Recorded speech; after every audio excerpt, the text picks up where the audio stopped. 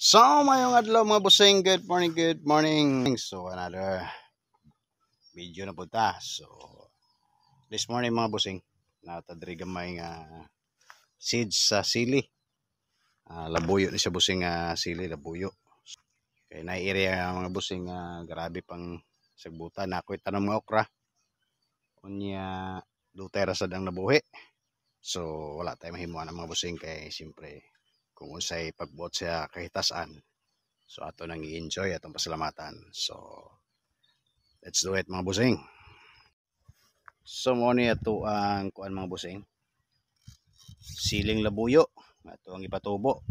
So ato siyang andaman da og area mga busing, which is kaning area mga busing okay. Akong gipugas diri nga okra. May iha pero mas buta ang hitubo.